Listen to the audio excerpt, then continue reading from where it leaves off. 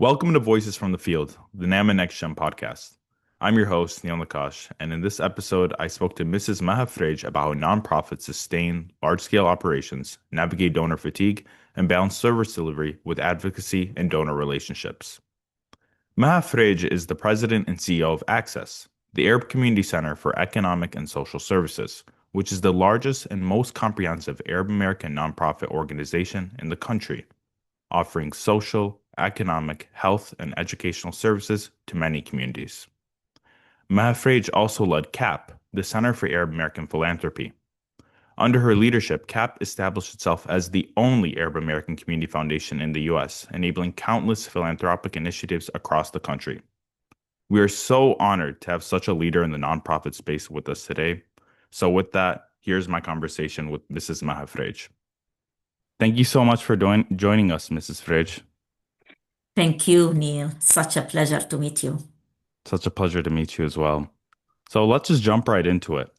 Access Today is not just a nonprofit. It includes national institutions like the Arab American National Museum, the Center Mhm, for Arab American Philanthropy, mhm. and you all have such a large budget and such a wide range of donors. How do you sustain an operation of that scale? It's just truly impressive to me. Well,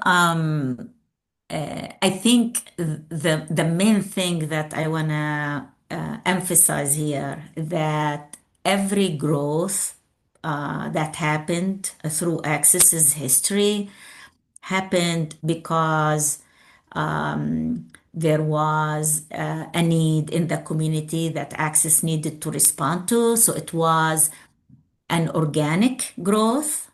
It was something that made sense. Mhm. Access never grew in a way just because somebody else Mhm. decided that there is possible funding available in an area. If it doesn't fit with our mission, we never go after it. We don't even try. So, from that perspective, the growth requires when you add new area of work, you really have to bring the expertise with it. So within Access, there are multiple areas of work, and they are kind of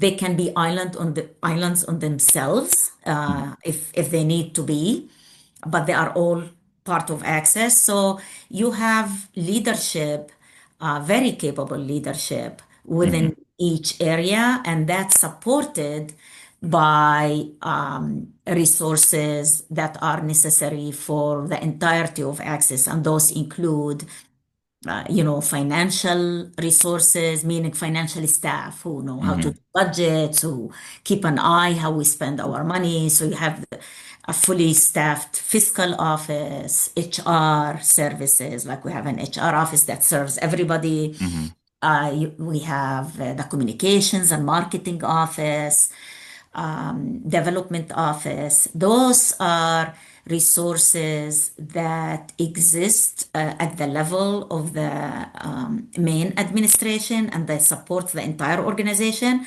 But if you go to the Arab American National Museum, if you go to the Community Health and Research Center, if you go to the Workforce Development Center, each one of them has its own set of expertise and leaders Mhm. and who are really experts on the Yeah. area that they are working on. The Mhm. people who know about museums are different than the people who know about mental health, Most as you can definitely. imagine. Yeah. Yeah. So the way this is, it's like a university. Yeah. Every area has solid its own leadership that is very solid. They all talk to each other. They all cooperate with each other. They understand the big picture, and that's crucial because you don't want Mhm. to compete with each other under Definitely. one roof. But then you have that centralized support when it comes to the finances, the fiscal services, the fiscal office, when it comes to HR, when it comes to development and all of that Mhm. stuff. I hear you talking a lot about leadership, and of course, you're someone who is a leader in philanthropy. How Thank does, you. as a leader yourself, how do you go about recruiting leaders for these different, is there like an intense hiring process, I guess, but how do you ensure really successful leadership within Yeah. access? It's crucial.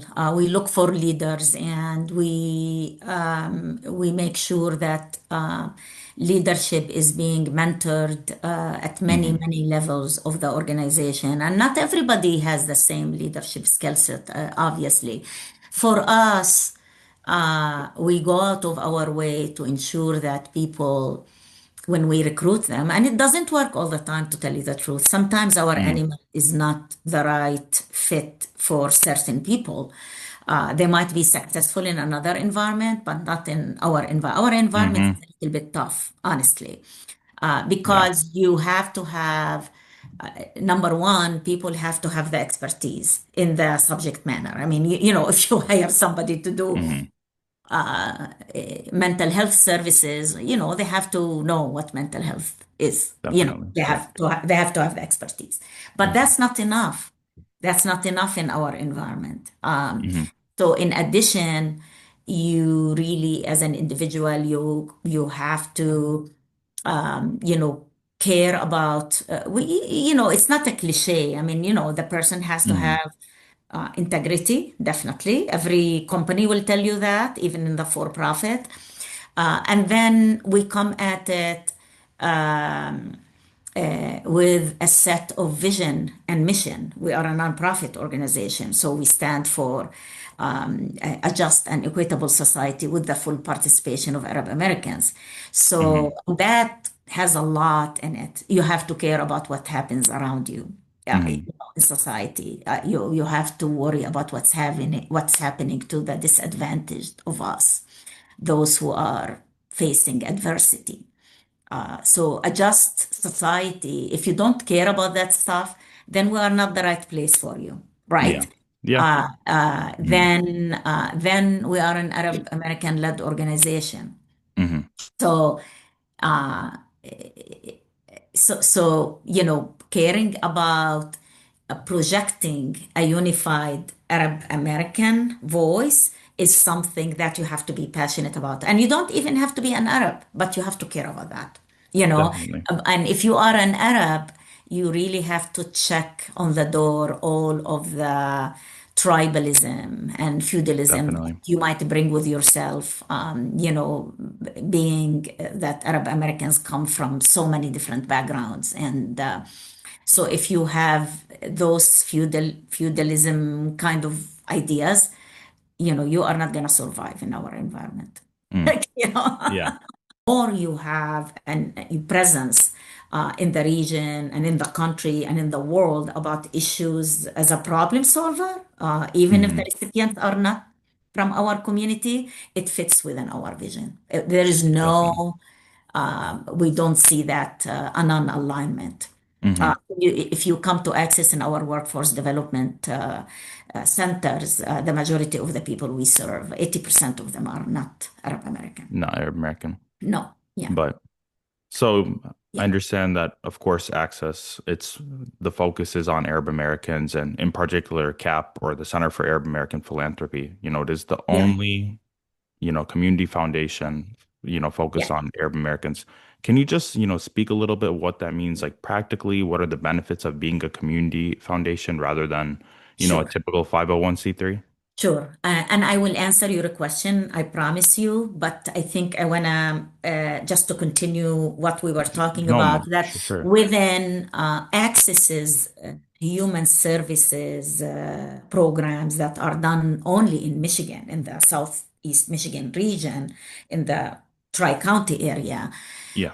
our focus, we are an Arab American led organization, but our focus is really to be there for everybody and to serve everybody. Hence, Okay. you can see that we made the move in workforce development. We are good at it. So, maybe not the majority of the people we serve they are not Arab American. Definitely. It, Yes. it happens with our national approach, which includes four national institutions, we don't we are very bold about the fact that this is Hmm. designed towards unifying the Arab American community in a very, very large tent that focuses on empowering the Arab American community nationwide. It's national in scope. Mm-hmm. And it's inclusive in terms of how people can relate to that tent. So we do it through the arts, the Arab American National Museum.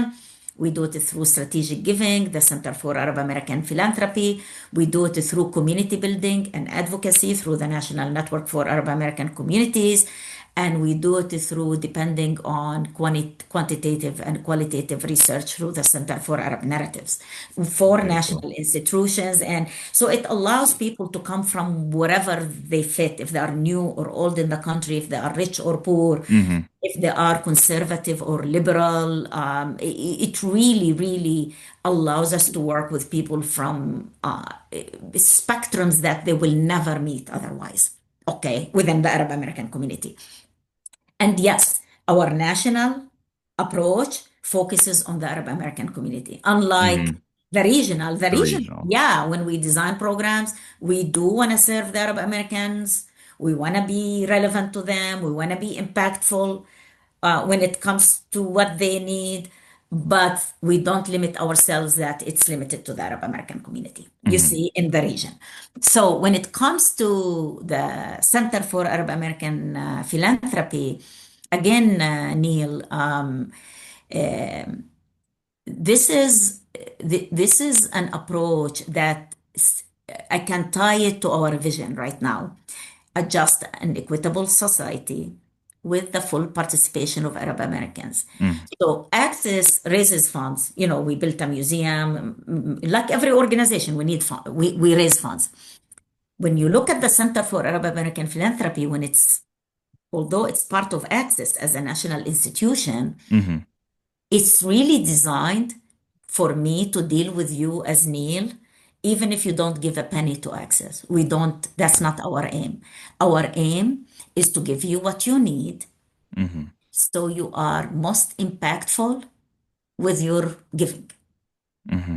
You know, you want to give to anything in the world. And Access or the museum has nothing to do with that. Let's say your number one priority is to support diabetes research, for Sure. example, right? Yeah. We want you to be the most strategic. We want to give you the know-how, we want to give you the Mm-hmm. tools, we want to give you the inspiration. So if your ceiling right now is like 1 inch, we want it to be like a meter. Mm-hmm. That's the whole idea. Because we believe, and I'm going to tie it to our vision, with the full participation of Arab Americans. And full participation for us is not only to register to vote and vote. That's part Sure. of it. It's not only to be very good when you work with your career and be a good family member. It's Mm-hmm. also about being really, really strategic and good Mm-hmm. when you give back to society, Most no definitely. matter where you want to give. We Yeah. believe in order to be a fully engaged, civically engaged human being, that part of your being, that part of the pie of who you are as Neil, Mm-hmm. needs to needs to deal with the question, what is it that I'm offering the public life Yes. in terms of my money, in terms of my time, in terms of my expertise. So CAP, the Center for Arab American Philanthropy, is a brilliant, brilliant way to deal with vast number of Arab Americans and give them the tools, because it's a community foundation model. Mm-hmm. People can establish donor advised funds or giving circles. You can deal with the poor, you can deal with the rich, you can deal with groups, you can do whatever and it is about providing the fertile ground. I'm a gardener, so it's providing the fertile ground for whatever it is you are planting to become really a very, very successful plant. Mm-hmm. We support you, we give the right water, the right sun, the right, whatever it is that we have different tools for people. So whatever works for, they can be deep pockets, they can be not rich at all, but maybe they can, maybe you will say, I'm a young man, I'm still don't have deep pockets. We say, okay, how about you bring 10 of your friends and you do a Sure. gig circle, right? You know So what it's I really mean? that toolkit, Exactly. you know. And it is about, and people learn about when people, for example, just establish the easiest way, a donor advised fund, they learn about budgeting Hmm. because when you put your money in the fund, you start thinking, how much do I want to give every year? If Yeah. I don't want to be reactive, it takes you to a proactive thinking rather than reactive. Just my friend asked me to go to this hafle and I'm Yes. responding. Or there is right now emergency in Lebanon, for example, and Exactly. everybody, Yeah. of course, is going to respond. But our approach is don't stop at the Hmm. emotion because guess what? Even if the war stops in Lebanon, there will be needs There's still need for support. years. Yeah. So we want people to Yeah. think in a proactive way, to think in a Definitely. strategic way, to think about their budget, to think about the problem areas that they Yeah. care about, to be proactive and to plan rather than being reactive. And those happens with the most basic funds because the Hmm. idea and the reason we want to do it is not because we want to be a Schwab or anything like that. It's because we believe that if we have hundreds or thousands of people just channeling their regular giving through us, Hmm. the collective power that we have is gonna ensure that there is a positive approach or way to look at the Arab American community. Just from looking at the website, I've seen that Access like receives support from such a wide range of donors, including, Yeah. individuals, but Mhm. also things like corporate foundations. I saw the Ford Foundation listed as Oh, one, yeah. Hmm. government Hmm. agencies, Hmm. state health Hmm. department. Yeah. Can you just speak a little bit about how does relationship management differ across these groups, especially, when providing people that toolkit? Can you just speak on that? Of Like, how would you course. advise someone? Of course. This applies to those who have organizations. I mean, obviously, managing institutional relationship differs a little bit than Hmm. managing a relationship with individuals. You know, For sure. I have to say that all of them require that you have to have credibility and you have to be authentic and believable Hmm. when you talk and you have to have something to offer, right? Like, in terms of Yeah. expertise and authenticity and knowledge and impact on the ground with your programs. However, with the institutional funders, like if they are government or foundations or corporate, Hmm. we call those institutional funders. That means these are big organizations that they have staff and the staff come and go. The relationship becomes more institutional. Like it's between, like I can go, then the next person will represent Access. It's not about me. That doesn't Hmm. mean there is no personal relationship. You might develop a relationship with a program officer and you might like each other, but it's an institutional relationship. It's a match between whatever it is that you do at Access with the priorities uh, Hmm. of the institutional funder. Like there has to be a match, you Yeah. see. And usually it is a competitive approach. Like there will Hmm. be a request for proposals, you apply, there will be other organizations applying, and there is a process, there is a formal process. So I cannot say at all the individual relationships don't matter at all. I mean, they matter Hmm. because if you happen to get a program officer at a big foundation to really fully understand the uniqueness of your work as an Hmm. organization compared to other people who do that work. That we are humans. They will be more enthusiastic about pushing your proposal. They might call you if there Yes. is available funding because somebody didn't do the work and the funding came back. They might call you, they say this is available. You know what I mean? But at the same time, the relationship is between the organization and the other organization. You see, Hmm. so if you go, if they go, um, it will continue, Hmm. right? Yes. And it's competitive process. Okay, Hmm. like there is, so you have to know, so you have to have systems in place in order to make sure you are adhering for what this competitive process requires. So, for example, when they do the application process, you have to apply on time. If you apply, if they say 5 p.m. at this date and you apply at 6 p.m., Good luck. Yeah. good luck. Yeah. So you have to have these things in place, adhere to the requirements, Hmm. make sure you are reporting back according to whatever it is they have in the contract when the contract happens. So you have to have when you deal with institutional funders, you have to have the support systems, the sophistication of the support systems, both in grant writing, financial management, all of that good stuff. They have to Hmm. be in place. If you don't have that, you cannot compete, Yeah. right? You Yeah. know, individuals, again, the bottom line is the bottom line. That applies that in terms of your credibility, your good work, that you don't have, all kinds of issues that the organization is dealing with. That applies with both, in both Hmm. cases.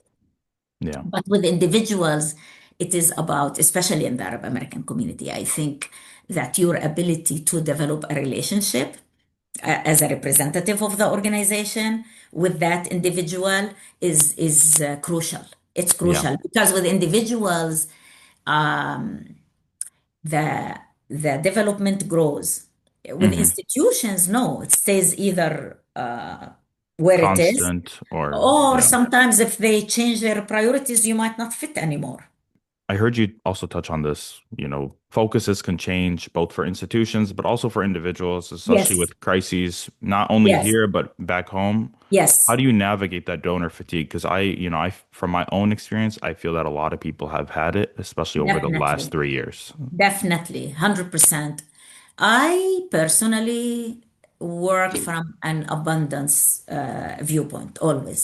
يعني Mm. in Arabic we say الله بيسكر باب وبيفتح بابين. Hmm. Like if God closes a door, two To doors open up will be to. open Yeah. somewhere. Hmm. Which means it's not that you close your eyes and you say there is no donor fatigue or you don't know what's happening around you. No, it is. It's there. Number one, I'm very respectful Hmm. of people telling me, you know what, what's happening in Syria or what's happening in Gaza is more important to me right now than like supporting your cause. I get it. Hmm. I get it. So from my perspective, it requires of me to work harder, meaning Hmm. number one, to articulate uh, how important my work in a much stronger way than before when people were more comfortable. For sure. So articulate that, and I understand that I'm appealing to a portion of their, not maybe not the lion's share, but at least I want to keep it going. Yes. Number one. Hmm. But number two, it is about looking for other people, like Sure. expanding the pool. You know, Yeah. إحنا at Access, I think we are, alhamdulillah, because of the way our system works, we really enjoy relationships within the community that are extremely wide and very diverse.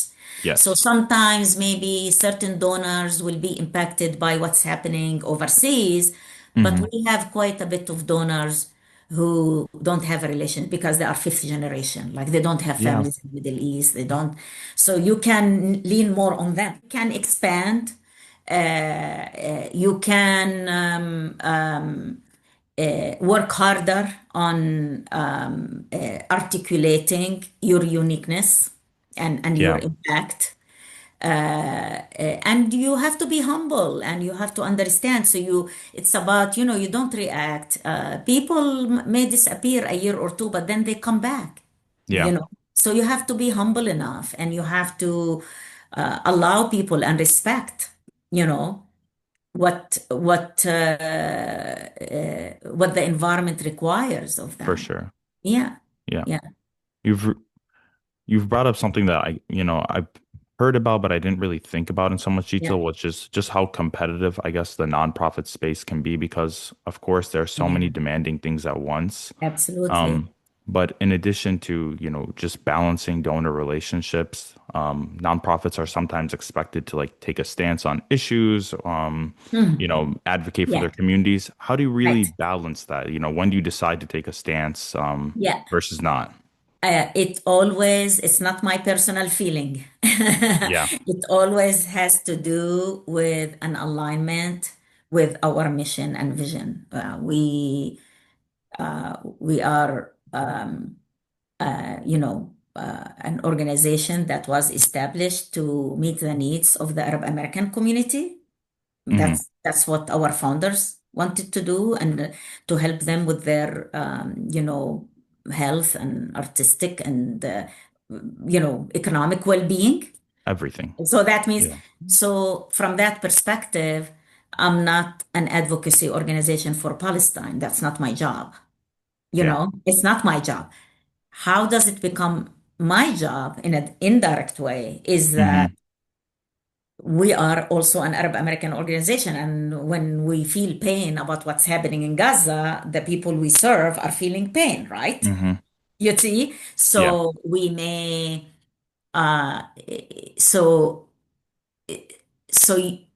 so, so the way you deal with it is you deal with it from your own mission and vision. You don't want to have a mission creep, right? Sure. Meaning, you might, through the museum, do tons of narrative work about Palestine through the arts. Which I've seen, Yeah. and that's so clear. You might, through CAP, do an appeal for humanitarian relief, for example, Hmm. that supports those areas. Like right now, we are doing one for Lebanon. You know what I mean? It Yeah, fits.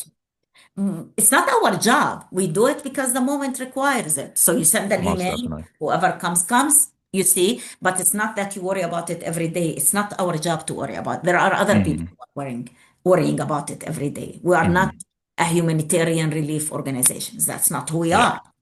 So, um, so that doesn't mean that it's my job to have a statement every day about what our government is doing when it comes to, the conflict in Lebanon, for example. for sure. That's not our Yeah. job. If we talk about it, it will be, the people who are serving are suffering, and Hmm. we hope there will be a ceasefire or something. You see what I Yeah. mean? I see what you mean. And I Yeah. imagine that's a So delicate balance, it's a very you know. delicate balance, and it's uh, it's really about not what you personally believe. It's about making sure that your personal feelings are not creating a mission creep for the For organization, the organization. because Yeah. it will destroy the organization. It's not good, Hmm. Yeah. because if you want to be an advocacy organization about a particular case, like let's say LGBTQ or Palestine or ايش بعرفني, I mean, or healthcare, Hmm. everybody, There's so many things for sure. go create that organization. You Yeah. know what I mean? Yeah. And it will be every day. We deal with it within, we adhere to our vision and mission, and we make sure. So if we deal with it, it's within those boundaries. You so much for joining us. Just I have one more question before Sure, we wrap up. sure. And I ask this question at the end of every single Yeah. podcast, or at least that's the aim. And it's really, what are some books, shows, or media that you'd recommend to the audience? I just like to end it off on like a light note, I guess. When it comes to, uh, I don't see shows, but I think when it comes to, because I'm very,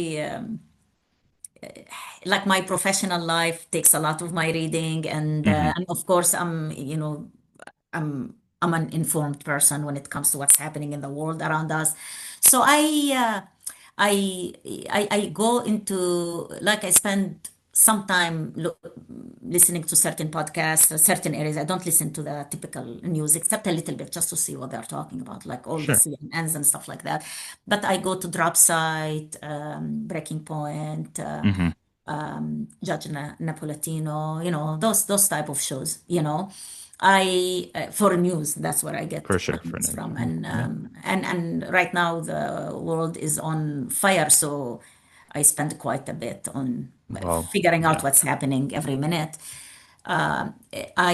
In terms of reading, I read a lot of, when you are in my position, you every day there is something that comes to you, an article here, the Council of Michigan Foundation is pushing this. So Hmm. it's mostly articles. It's like, how to do your work in the best way possible, how to be equitable, stuff like that. You have books and essays as much as you want, Yes. strategic planning, all that. So it's a lot of my reading. And then I try for, if I have a little bit of time, like right now, I'm reading a book for the second time. I mean, because I love that book. It's in Arabic. It's called ثلاثية غرناطة. Radu Ashur wrote it. She's the mother of Tamim Barghouti, Hmm. the the great poet, Palestinian Egyptian great poet. Hmm. So she's a great writer, and it's about Granada. It's fiction, but it has a lot of reality in it. Like a historical, Fiction. non historical fiction. It's going through three generations of the last days of losing Granada, which was the last area Hmm. that the Arab and the Muslims had in Spain. Hmm.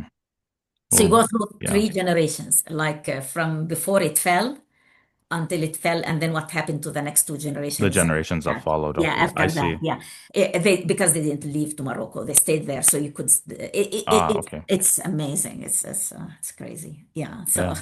Well, thank you for the recommendation. That one sounds incredibly if you interesting. if Yeah. you know Arabic, I wish I read I ثلاثية I wish I غرناطة. could read faster, so this might be something that'll help me with that. But thank you so much for joining us, Mrs. Freij. I think, our audience, our listeners are just probably found this incredibly helpful, and incredibly practical and informative. So thank you so much for joining us. Thank you so very much, Neil. Thank you. Have a great day. Thank you. Bye bye. Bye-bye. Bye. Thanks for listening to Voices from the Field, the NAMA Next Gen podcast. If you enjoyed this episode, please make sure to follow us on Instagram, Spotify, Apple Podcasts, and YouTube to stay updated on our upcoming episodes. We'll catch you next time on Voices from the Field.